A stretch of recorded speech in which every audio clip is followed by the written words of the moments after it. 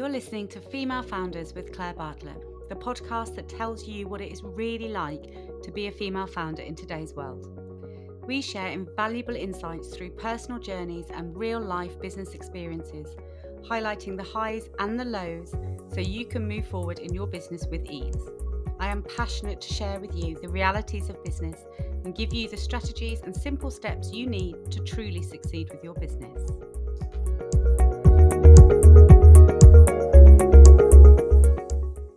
Today's episode is brought to you by Xero Accounting Software, a champion of female entrepreneurs and a proud sponsor of the Female Founders podcast. Managing your business finances can feel overwhelming, but Xero simplifies it all and gives you the power to keep your books in order and your mind on growth. Xero have offered an amazing 50% discount off your first 3 months with them to all our listeners. So if you'd like to take advantage of this amazing deal, then follow the link in the show notes today. But for now, let's jump into this week's episode. Hello and welcome to another episode of Female Founders podcast. And I can't quite believe I'm saying this, but the final episode of season 1. This time has gone so quickly for me. I hope you have enjoyed the episodes as well, as much as I have. We have had some outstanding guests in this season, and I want to talk today quickly, have a little recap of every episode, but also talk about the similarities that I saw in every single guest that we've had. So first up, I just want to say thank you. Thank you so much for the support for this podcast. I've said it many, many times, but it really is a dream come true for me to be hosting this podcast for you and sharing all these outstanding stories from these female founders with you. It's blown my mind that we have listeners across the globe already. We have people in the USA, in Canada, all over Europe, and of course in the UK. So I just want to say hello to you all and thank you so much for listening. Season 2 is already in production and will be with you really soon. So stay with me till the end of this episode and I will tell you the date that we are launching season 2. But let's dive into this season and what we have uncovered so far and what it's like being a woman in business in today's world. Now, as I said, we've had some really outstanding guests already. And one of the things that I have witnessed from many, many of the guests is actually the reasons that we all went into business in the first place. And many of them were very similar to mine, which of course is, there's a pivotal time, a moment in your life that puts you on that path. And for me, it was when I became a mum and you start that family. And for so many others that we've had, it's been along the same lines, it's that we needed to support our children and our family, that we were finding ourselves, in financial difficulty or in some distress in our lives. And we realized that we just wanted to take back control of our lives and our time. And the best way to do that is to be an entrepreneur and work for yourself. And that gives you the ultimate control on how you spend your time. That was the main reason for me in the beginning, was that I suddenly had this little bundle of joy and I did not want to go and give all of my time and my, exhausted, very lack of sleep energy to an employer. I just didn't want to do that. And I didn't want to be left at the end of the month after paying for the childcare, because I had to do that because I was at work, being left with no money. It just did not compute in my mind as an option. So I went into business, and it is a terribly, terribly daunting thought to set up in business for yourself. And especially at that time in my life when I was so sleep deprived, I had no energy, I was exhausted constantly. It was a very scary thing, but it was ultimately the right decision. And 10 years later, I've never looked back. And I know now I am completely unemployable. I could never answer to anyone else ever again. And neither would I want to. I found that really interesting, actually, hearing everybody's pivotal moments and seeing that there was so much correlation between them all. But another thing is actually the struggles that we've all faced. And again, and this was the point of this podcast, is that we all have really the same pain points. And it doesn't matter what size your business is, because when you're climbing, growing your business, it's like climbing a giant staircase. Okay. So you go up and up and up, and then you hit your pain point again, and you need to go up that next step and get over the lip of that next step. And that normally comes, around the time where you're getting your first or your second employee, and you're on that sort of pain level. And suddenly all that knowledge that was just in your head and everything worked just the way you knew it did, you suddenly had to share all of that knowledge with these new employees, something you'd never had to do before. You probably don't have it, detailed and structured and processes written because you've never needed that. So that often is the very first pain point in business. And then you get over that and then you're good for probably, 3, 4, 5, 6 employees. And then you've got to get to that next step and you have to go. And this is normally around the 7th or 8th employee because suddenly, and we spoke about this in Lucy Cohen's episode, which was episode 9, I believe, that suddenly you have, the first few employees, there's you, and then there's direct contact with those employees. So anytime they have a question, they come directly to you. You are the fountain of all knowledge, and there's a flow of communication there. But as you grow your business and potentially you're on, that 7th, 6th employee, they're the next layer along. So they won't actually normally report directly to you. They will report to their manager, who then reports to you. So suddenly that direct line of communication is severed. And that's where teething problems can happen. Potentially the information that you would have provided them is watered down somewhat, or that manager's emotions or personality or their opinions gets in the way. So things aren't necessarily done exactly how you would have done them. This isn't necessarily a bad thing, okay? It doesn't mean that it's being done wrong. It just means that it's being done slightly different. And this is where we have to be prepared as the business owner to reduce our levels of control in our business. We can't oversee every element of our business if we want to grow it and be a successful, large company. Because when you have, 10, 20, 30, 100, 200 employees, whatever size of business you're looking to grow, you are never going to have the time or the capacity to touch every element of your business. You need to get comfortable with being uncomfortable, with outsourcing some of those tasks, and then not even having direct control over them. And I think this is a big pain point for a lot of people in business. And it is also an element that holds us back a lot of the time because we're scared of relinquishing control. We're scared of giving someone else any control or responsibility within our business because our businesses, they're an extension of ourselves, right? Especially in those early days, especially if you've been just you, a team of one for a really long time, it's your baby. So to suddenly give some of that away to someone else and not have real control over it is really, really scary. And it takes a lot of control of yourself and your own emotions and a lot of self-awareness to be able to push through that. And I think these are the things, Lucy's team is huge now. She started just her and a mate, and she's grown her business and she's gone through these teething points. And also in Natasha's episode, she spoke about how as her business grew, it became, I love the term that she used, a gilded cage. So she grew and grew her business because she thought that was what you were just meant to do, right? And in doing so, she required more and more staff. But ultimately, it wasn't actually what she wanted. And throwing staff at an issue isn't always the answer either. So you have to be aware of the needs of your business and you can't be selfish with those needs. You need to be prepared to hand over control in your business as and when it is required. But you need to be making sure that it is the right decision. And you're not just, you're overwhelmed or your staff are overwhelmed and you think, right, well, the only answer to this is to get another member of staff in there. Because sometimes it can actually be resolved by just reviewing the processes and the way that you do things in your business. So AI is a huge thing that's out there now, and it can really, really save you so much time within your business.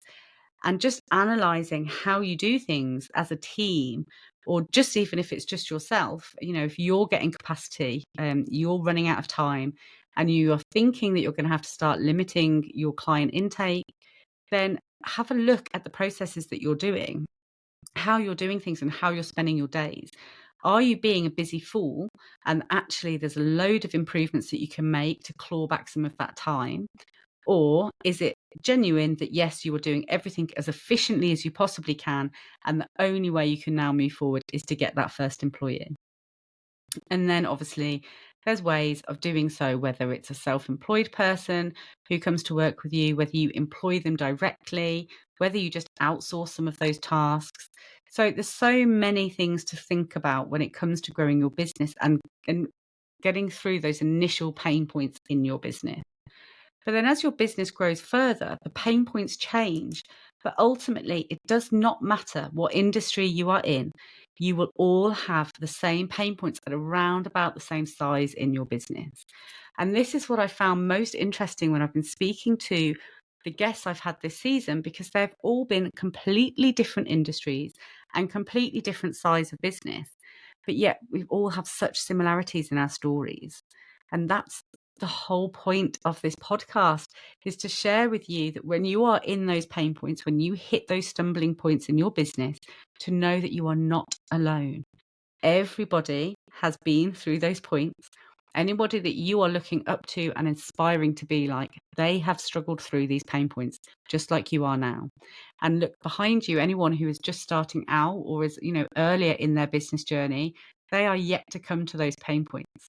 So this is where the collaboration and the support can come, where we just talk openly about these points in our business and in our journeys, share our stories, because we can always help somebody who is not quite at the point that we are yet. There will always be someone who is at an earlier stage in their business that would really, really benefit from hearing that you went through it too, you survived it too, and potentially even this is the steps you took to get yourself back out of that painful situation. So that's one of the elements that I have just absolutely loved, sharing these stories with you all and having these conversations. I've also found it really interesting, some people's journeys into how they got into the industry. So there's some people like Katie Kallela, who was episode 5, and she although being an entrepreneur since the age of 18, had had many different jobs, different businesses in many different industries, completely different industries. And I found that really interesting.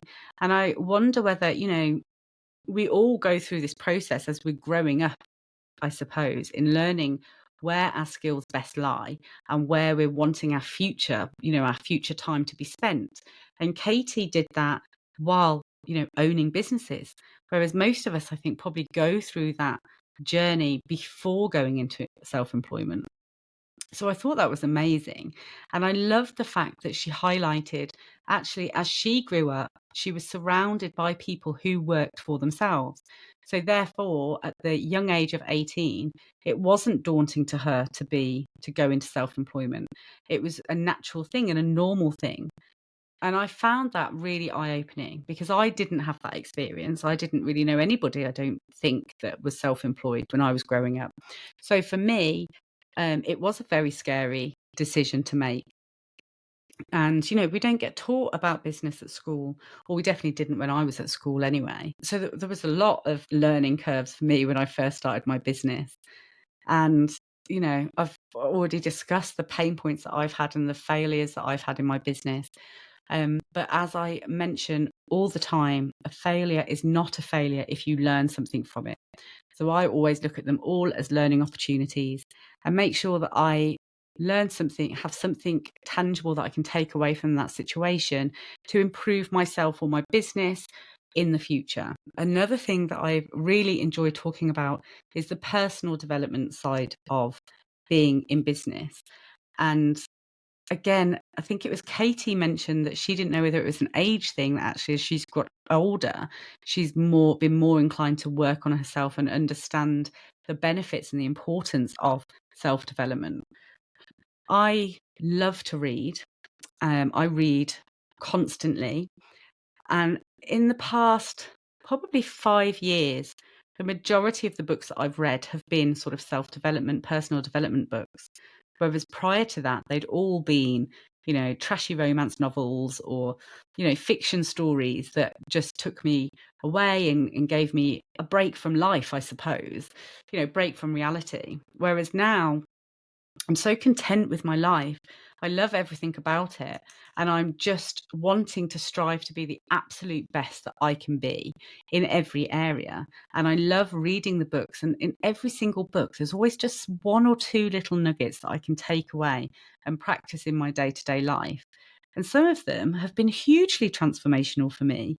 One of the biggest ones, probably one of the first ones, was the 5-second rule by Mel Robbins, I believe. And she taught me, how to use this 5-second rule and how we have this tiny little window of opportunity to change our mindset and change our direction of our life.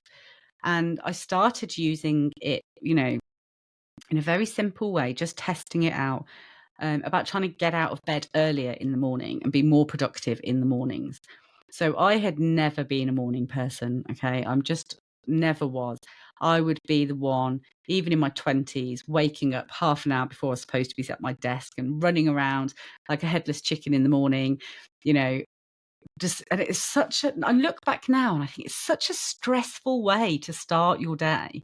Like literally having to jump out of bed because I've pressed snooze that many times and having to like brush my teeth while I'm brushing my hair. And, just I look back now and I just can't believe that I started every single day of my life back then in that way. So I started waking up at 6. I became a 6 a.m. club person. 5 a.m. seemed a bit much for me. My daughter has always been an early bird too, so she's always about 6 or 6:30. But by giving myself the opportunity to potentially wake up just before her and just have that 15, 20-minute, half an hour time where I'd have a cup of tea and I would just sit in silence and just breathe and just get myself mentally prepared for the day ahead, literally changed my outset on the day. And it just started every day in a much nicer mind frame.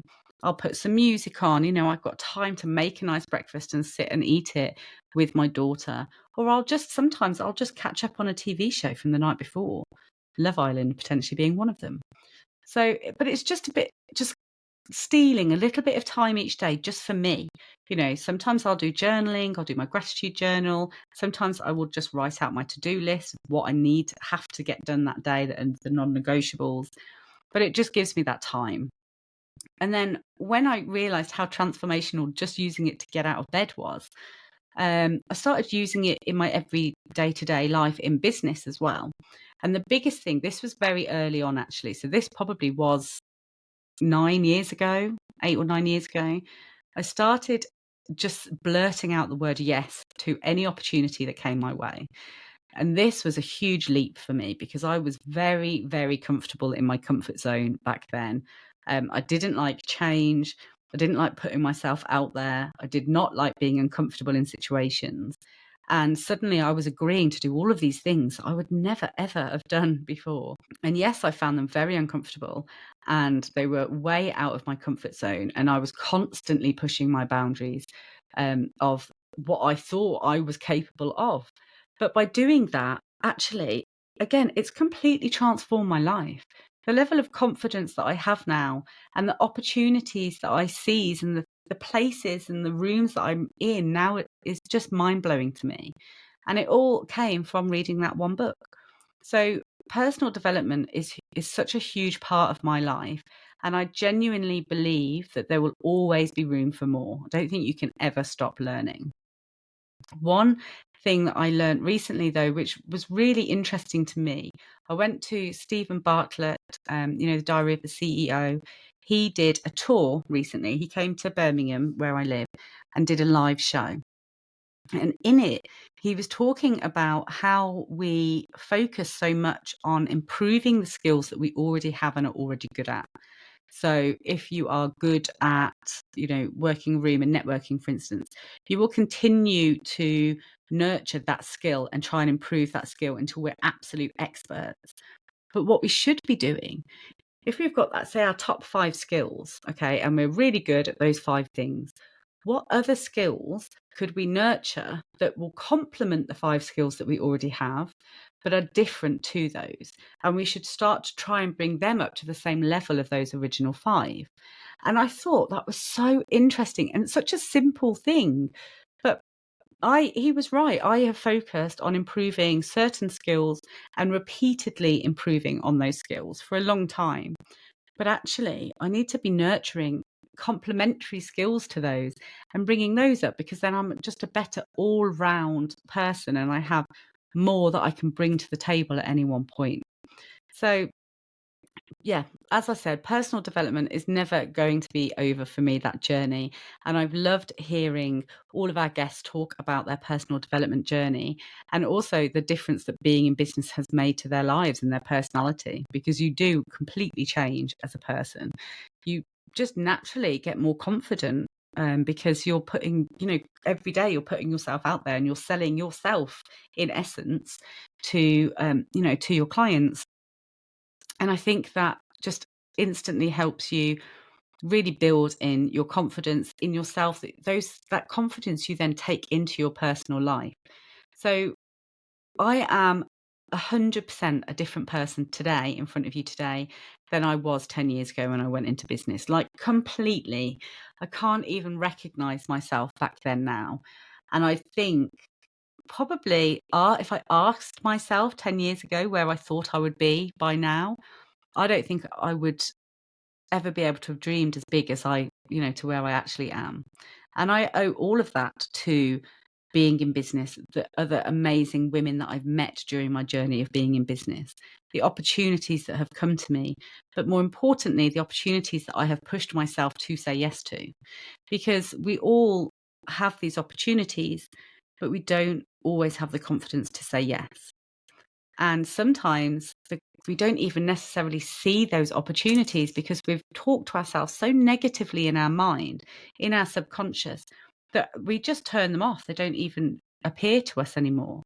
So, if you are looking to buy a new car, for instance, you're thinking, oh, I really fancy a new, I don't know, a BMW or whatever type of car. Suddenly you will start seeing that car everywhere. Every time you go out, there'll be so many of them on the road, and you'll start to think, God, it's actually a really common car. It's not. They were always there. It's just suddenly your conscious part of your mind has awoken to the fact that it's something you're interested in. So it's bringing it to the forefront of your vision. And it can be exactly the same when it comes to opportunities for you or your business. If you tell yourself in your mind, I will never and could never speak in public, I could never get up on a stage and speak in front of 50 people. If you tell yourself that enough in your mind, then when those opportunities are in front of you, your mind will just close them off. It won't show you, because you've told your mind that you are never going to be interested in one of those opportunities. But if you try to switch on and be more present and aware of how you talk to yourself subconsciously, and then try and start tweaking it to a more positive note. And there's a really, really powerful word that you can use here, which is one of my favorites. And it's just 3 letters, and the word is yet. If you, in your mind, instead of saying, oh, I couldn't speak on stage, you just say, I couldn't speak on stage yet. And what that is doing is completely changing your mindset on the situation. And instead of it just being a flat no, never, it's not for me, you're telling your mind, okay, today I am not ready to speak on stage, but keep showing me those opportunities, because at some point I will be ready. So your mind keeps looking for those opportunities and brings them to the forefront for you to see. And one day you will have the confidence to put yourself forward and say yes to that opportunity. So it's so important to keep our mindset and be open to these opportunities that come around. Yes, you have to be comfortable with being uncomfortable, right? These things are never going to be easy for anybody, right, in the beginning. The first time anybody stands on stage, I don't care who they are, they will feel the nerves, right? They will get the butterflies, they will get the shakes or the sweats or whatever physical symptom that you get. We all go through that. And some of us never actually lose that. You hear, really famous A-list celebrities talk about how they vomit before they go on stage because with the nerves. Some people never ever shake that, but they push through it because they're comfortable with being uncomfortable. Others, like myself, those nerves, they dim themselves.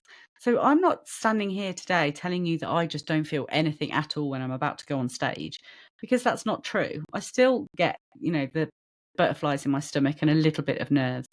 But I just know now, because I've done it a few times, that actually it will be fine.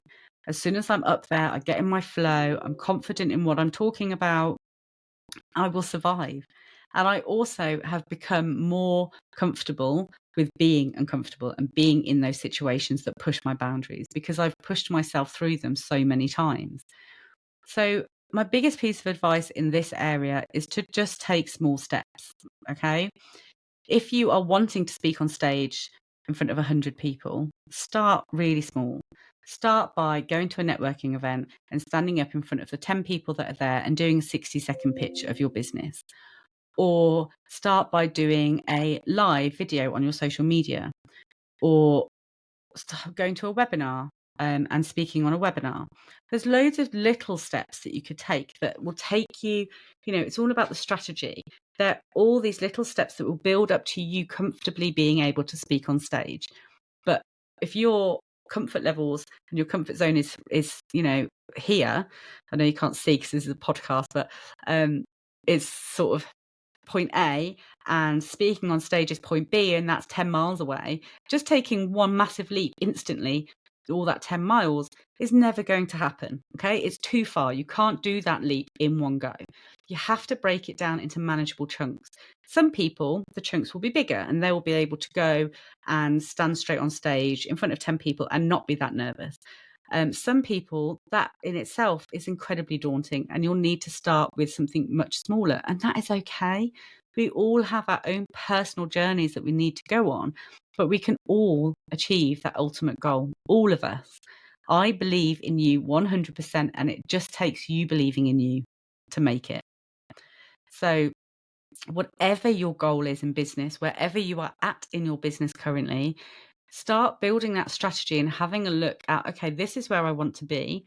This is what I'm wanting to achieve. And whether that's an amount of sales or speaking on stage or something else, whatever that goal is, and then say, okay, well, if I want to achieve that, how can I get to that point? What steps can I take? And get smaller and smaller and smaller until you're like something I could do tomorrow that will get me on that journey. And I loved hearing everybody's point of view on this in all of the episodes, and how everyone else has taken those steps and gradually grown their businesses. I just find it so inspiring. I love hearing other female founders and their passion for their businesses, their passion for their clients. And yeah, ultimately, that wherever we are in our business, we are all succeeding in life and we are all absolutely smashing it. And you, the listeners, are too, because anybody who has taken that leap of faith initially to set up in business has already done the hard work, right? Now we just have to keep moving forward. Progression, not perfection. One of my favorite sayings in the world. If you just keep moving forward, even if it's by an inch every day towards that end goal, just keep moving, you will get to where you want to be. So let's talk about season 2. I cannot wait. There are loads more guests lined up already. Some of them have already been recorded, and there's some real blinders in there, so it's going to be amazing. There is also going to be more direct one-to-one sessions with me, where I'm just talking about specific areas in business and giving some advice and guidance on specific parts of business. So we're still going to have the amazing stories of successful female founders like we've had in this episode, in this season, but then we will also have some more detailed, tangible business support that you can go away and implement into your business straight away. So the next season launches in, drum roll please, on the 31st of July. So it's still this month. You don't even have to wait that long. So there's only a couple of week breather just between for me to have a rest from promoting these each week. And then we're going in strong with season 2. And that season is a bit of a longer one, and that will run all the way through until Christmas. So I just want to take this opportunity again to thank Xero, our sponsors, so much for making this podcast a reality, making it possible for me to bring this to you, and just supporting me throughout this entire journey. So thank you so much to Xero. Don't forget that they're still offering that incredible offer, which I mentioned in the intro, and all of the details of that will be in the show notes. I will also link some of the podcast episodes that I've discussed in tonight's episode in the show notes for you as well, so you can go directly there. But yeah, I think that is it for the very final episode of season 1 of the Female Founders podcast. Thank you again so much to all of you listeners. I just honestly send you so much love and appreciation. And I love to hear where you guys are in your businesses. So please feel free to drop me a message. If you have enjoyed the season, please make sure that you click to subscribe and follow the channel so you'll be notified as soon as season 2 is launched. But for now, that's me over and out. Have a wonderful summer, and I will see you in a few weeks. Take care.